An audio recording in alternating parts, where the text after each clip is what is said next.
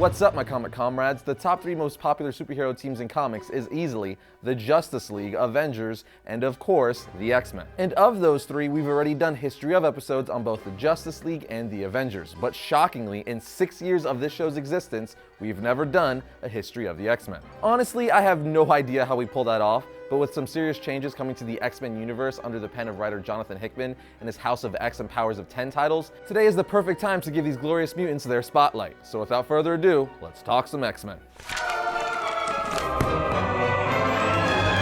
Like most of Marvel's iconic characters, the X-Men were created by Stan Lee and Jack Kirby, making their debut in X-Men issue 1 in September of 1963. One of the reasons for the creation of the X-Men was because Marvel was getting a ton of fan mail from readers asking for a new superhero team, given there were so many solo heroes on the Marvel roster and fans wanted to see heroes fight together. But writing a superhero team book isn't the easiest thing. It means you have to write and develop several different characters at once, including some form of explanation about how they got their powers. Or as the late great Stan Lee put it, when you come up with a superhero, you always have to explain how they got their powers. Was it from cosmic rays? Was it from gamma rays, a radioactive spider, and so on and so forth? Well, Stan Lee wanted to simplify that process and even said on several occasions that he pretty much took the lazy approach to creating the X-Men. He basically figured that if he just made the X-Men mutants, there was no explanation needed. They have powers because they're mutants. Done and done. However, when Stan took his original name for the team, which was the Mutants, to his publisher Martin Goodman, Goodman was like, "You can't call them the Mutants.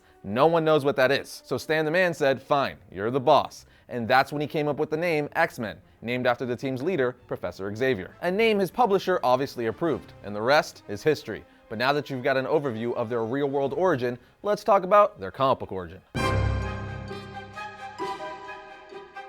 Like I said a bit ago, the X-Men debuted in X-Men issue 1 in 1963. The team was formed by Professor Charles Francis Xavier. You see, he dreamed of a peaceful coexistence between mutants and humans, as let's just say they didn't really get along, as there was evil mutants that gave the good ones a bad name. But also, the mutants were different, and unfortunately, some people don't like different. So Xavier, being a powerful telepath, used his powers to track down 5 young mutants that could help him with his dream forming the X-Men, a team of superheroes dedicated to protecting the world that fears and hates them, as well as protecting their fellow mutants. So Xavier made an institute for gifted youngsters located in Westchester County, New York. And in the first issue, we are thrown right into this universe, seeing Professor X with the original X-Men lineup training in the Danger Room, which I gotta say is quite a way to open up a book, especially with new characters. Speaking of, the original roster for the X-Men lineup consisted of Scott Summers, aka Cyclops, Bobby Drake, aka Iceman, Hank McCoy, aka Beast, Warren Worthington III, aka Angel, and of course, Jean Grey, aka Marvel Girl. We learn in the first issue of the X-Men, when Xavier introduces the newest student and member of the team, Marvel Girl, that his students receive an education at his school, but also, and more importantly for our purposes, learn how to fight and take down evil mutants. Of course, while all this is going on, we're introduced to our first evil mutant, who would become the leader of the Brotherhood of Evil Mutants, the Master of Magnetism, Magneto. He causes a military rocket to crash, then takes over a military base on the name of mutant superiority. Of course, this causes the X-Men to jump into action, giving us our first battle with the X-Men fighting Magneto. It's a pretty long battle, but in the end, Magneto gets away, and as we all know, this would be the first of many battles between him and the X-Men. But just like that, that's how and why the X-Men team was formed. So now, let's talk about story arcs. Now, man oh man, do the X-Men have a rich history of stories. Probably one of the most in-depth histories and amount of story arcs for a superhero team in comics. Meaning there is no way I'm going to be able to fit all of that in to a 10 to 12 minute video.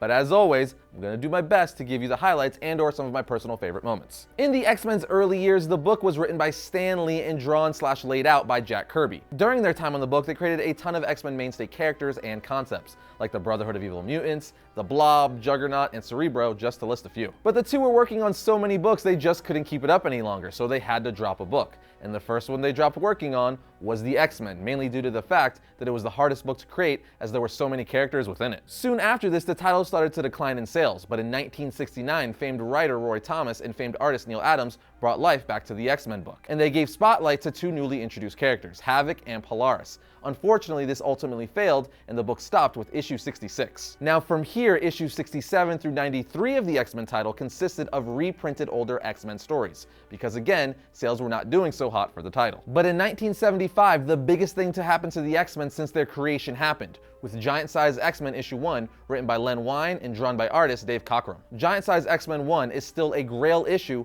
for many comic fans today because it introduced a whole new team and roster for the X-Men, which in turn kicked off the X-Men's revival. Up until this point, the X-Men title pretty much consisted of the original lineup who were teenagers, and Giant Size X-Men changed all of that, which led into X-Men issue 94. The new lineup replaced all of the previous members except for good old Cyclops. Said lineup consisted of leader, Cyclops, then Colossus, Nightcrawler, Wolverine, Storm, Banshee, Sunfire, and Thunderbird. The change not only introduced the modern version of the X-Men, how most of us know and love them today, but also gave us a way more diverse roster as each member was vastly different from one another. Literally, each character at this point had different philosophical beliefs, different backgrounds, and were from a bunch of different parts of the world. Pretty much what I'm trying to say is that the X-Men was the first comic book to introduce the idea of diversity. Also, this new modern revival of the X-Men was awesome because each member of the team was very efficient with using their mutant abilities. It included some heavy hitters like Omega level mutant Storm, then we have freaking Wolverine, Colossus, Nightcrawler. Literally, these are some of the most popular X-Men of all time. But you know what they say, all good things must come to an end, and this team was one of those things. As Sunfire pretty much quit immediately, and Thunderbird died in their second mission ever. So a little bit after this, Jean Grey would rejoin the team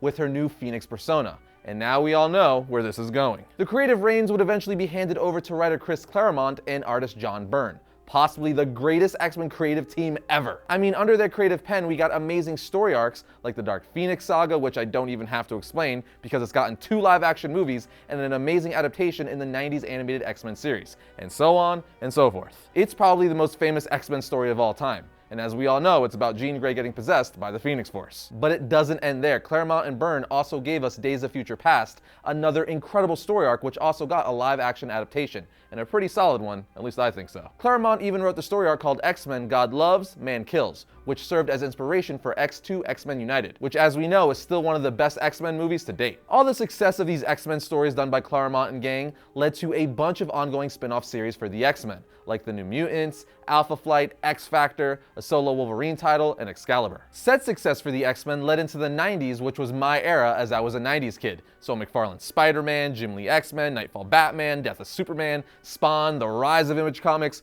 all my childhood.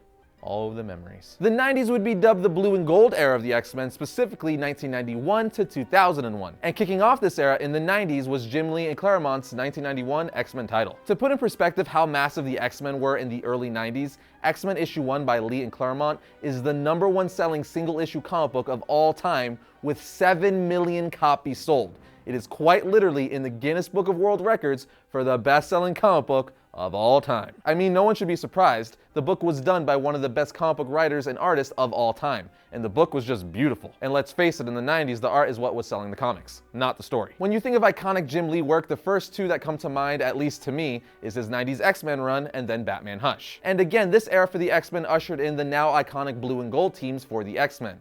The blue team consisted of Cyclops, Wolverine, Beast, Gambit, Psylocke, and Rogue. While the gold team consisted of Storm, Jean Grey, Archangel, Colossus, Iceman, Bishop, and Forge. This is also the point in time we would get my favorite looks for the X-Men, as they've been dubbed Jim Lee's X-Men. It's the design and costumes they use for the 90s X-Men animated series. So all the way around, the 90s X-Men are just my favorite because, well, that's what I grew up with. The same year Jim Lee's X-Men title dropped, the New Mutants comic introduced to us one of the most famous characters in all of comics, Deadpool. And of course, but certainly not least, we were also introduced to X-Force, one of the most popular teams in X-Men lore. I mean, it's literally a mutant Black Ops team that wears stealth colors. That's just awesome. Then the early 2000s would give us what's known as the Grant Morrison era. The designs and costumes for the X-Men in this book were actually used for several of the more recent X-Men movies. But let's jump forward a few more years to the time-displaced original X-Men in the all-new X-Men issue 1 back in 2012. Which was part of the Marvel Now relaunch meant to compete with DC's New 52. There were also other X-Men titles during that time, like The Amazing X-Men, which is really common for the team, as there's always like 5 or 6 different X-Men titles out at the same time. Similar to how Spider-Man always has like 10 different books at any given point. Anyway, most recently, writer Jonathan Hickman has taken the X-Men under his wing and is now setting up a new status quo for the X-Men, with his House of X and Powers of 10 X-Men titles. From the issues that are released thus far, it seems like he's turning the X-Men universe on its head with some pretty cool changes and revelations. I know I'm digging it so far. Having said that, we're going to be giving Powers of 10 and House of X their own pull list episodes in the next few weeks, so we won't dive into details on those just yet. So that wraps up our very brief overview of X-Men over the years. But what about powers and abilities? Well, while this is typically where we would go into the powers and abilities portion of the history of episode, there have been far too many different members of the X-Men team since their creation in '63 to list them all, or even a good portion of them for that matter. So for the most part, we're just going to skip that portion for today. But just know that the X-Men is one of the most powerful teams in all of comics, with several Alpha and Omega level mutants on their team over the years. Some of their most notable and powerful members being Storm, Colossus, Jean Grey, Wolverine, Iceman, and of course, Professor X. Most of which are actually Omega level,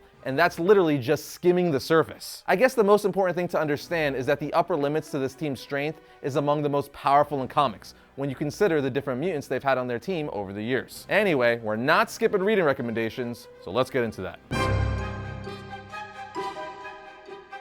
As I hope this episode makes clear, there are countless great X-Men stories you could and should read. But in our opinion, some of the best are the Dark Phoenix Saga, X-Men Days of Future Past, Avengers vs. X-Men, New X-Men by Grant Morrison Volume 1, Astonishing X-Men Volume 1 Gifted, Giant Size X-Men Issue 1, X-Men Mutant Genesis, and X-Men Age of Apocalypse. That should be enough to get all of you started.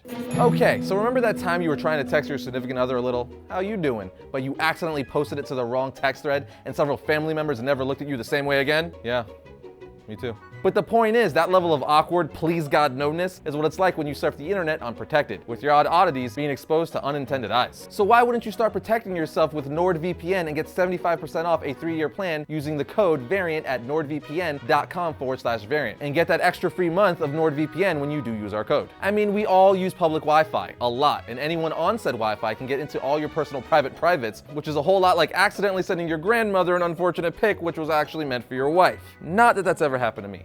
Just an example. Anyway, with NordVPN, you just get an account, download the app on your computer and your phone, then sign in, turn it on, that's it. And what it's doing is hiding your IP by redirecting your connection through a remote server, making it seem like you're somewhere else entirely. On top of that, your ISP no longer knows what you are doing. So no more targeted ads or throttling. Or if you wanted to watch something on Netflix that is only available in another country, you could select from the 61 plus countries they have available, and you're in. They also have a Chrome extension, Android and iOS apps, military grade encryption, no data logging, and it's the only VPN with a perfect score from PC Mag. So keep your personables personal. Jump over to nordvpn.com/variant, use the coupon code VARIANT, and save yourself 75% on a 3-year plan and a full extra month on top of it. And sorry, Nana.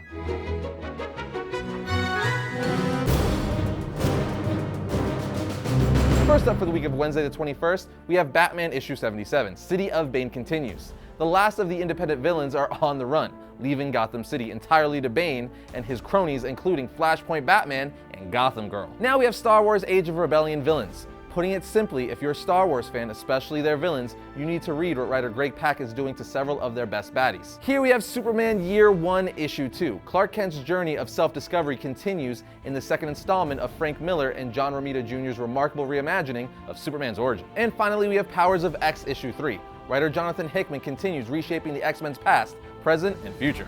And that's going to bring another episode of Variant to a close. But if you like this video, be sure to check out our How Powerful is Professor X video. And if you like the channel, be sure to subscribe by clicking that right there. Other than that, I'll see you guys next time when I talk about all things comics.